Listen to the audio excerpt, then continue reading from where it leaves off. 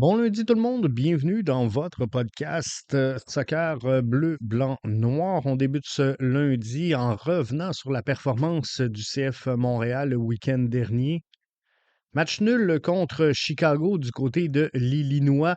Premier match sous la gouverne de Marco Donadel. Pour l'occasion, le CF Montréal avait transformé son schéma tactique empruntant un 4-2-3-1 plutôt que la défensive à 3 qu'on avait mis en place sous Thierry Henry, qu'on avait poursuivi sous la gouverne de Wilfrid Nancy, également sous la gouverne d'Hernan Lozada et de Laurent Courtois.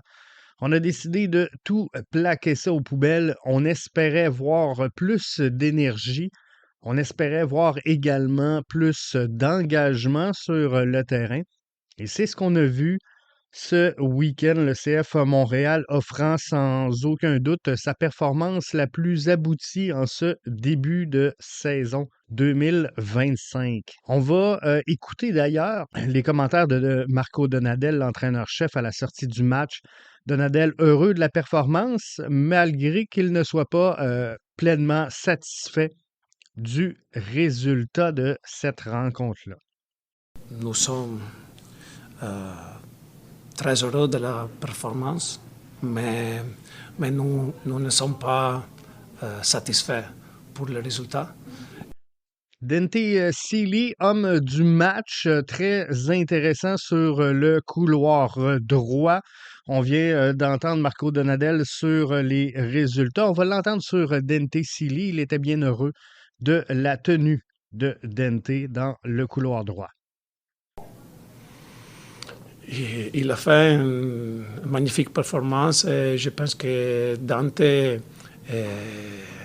un fantastique joueur. Mais aussi, je pense que toute l'équipe a joué très bien, avec la passion. Non? Oui. Le bleu-blanc-noir a sans aucun doute connu, comme je le mentionnais, sa meilleure rencontre en ce début de saison. C'est 17 tirs dans cette rencontre-là. Euh, 17 tirs, 7 cadrés par les joueurs du bleu-blanc-noir, 12 tirs provenant de la boîte, 5 de l'extérieur. C'est donc dire qu'on a été beaucoup plus agressif que on l'a déjà été en ce début de saison. Non seulement dans le dernier tiers offensif, mais également pour attaquer la boîte. 106 passes ont été effectuées dans le tiers offensif. 64 de ces passes ont trouvé preneur. C'est donc un bon signe. On a été beaucoup dans la création lors de cette rencontre-là et c'est un peu ce qu'on voulait voir, c'est un peu ce qu'on voulait sentir.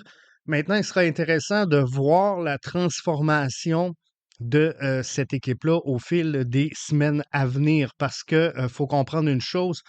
Marco Donadel a, oui, modifié le schéma tactique empruntant un 4-2-3-1, mais il y a des indicatifs qui laissent croire que certains joueurs pourraient intégrer à tout le moins cet alignement-là, percer cet alignement-là, selon les choix tactiques de l'entraîneur-chef.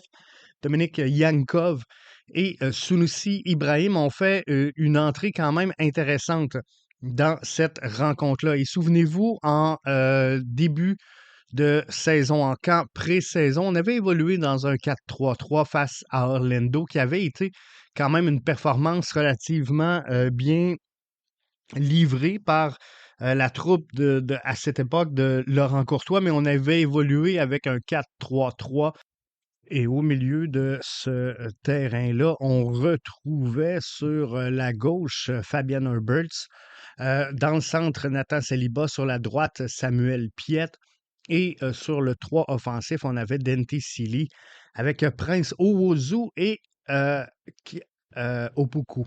Donc, ça sera intéressant de voir s'il y aura des transformations d'engager par Marco Donadel pour les prochains matchs, ce qui risque fort de se passer parce qu'on a introduit des joueurs qu'on n'avait pas vus beaucoup. Je pense entre autres à Dominique Yankov, mais Tout ça fait en sorte que je pense que Marco Donadel a été limité dans cette rencontre-là sur les joueurs qu'il pouvait utiliser, soit par la forme physique et il y aura également le retour des blessés qui se fera tranquillement pas vite. Je m'attends à un retour là, de presque tout le monde lors de la grande rentrée au stade Saputo. Je pense qu'on les préserve pour ça.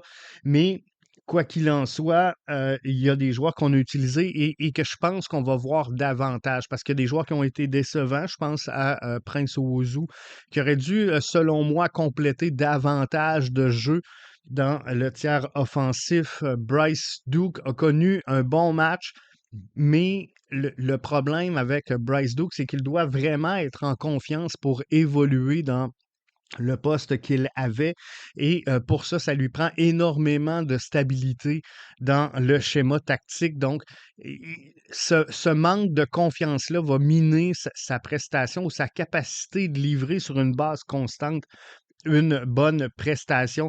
Donc, j'entrevois peut-être un changement à ce niveau-là. Je pense que éventuellement, on va voir là, un Yankov venir prendre peut-être la place de Bryce Duke sur le court terme.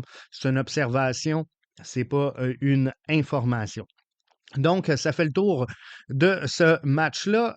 Luca Petrasso, bon match également, lui qui a été dans la progression depuis le début de la saison. Plusieurs l'ont critiqué. Je suis obligé de vous dire qu'il a connu un fort match lors de la dernière rencontre.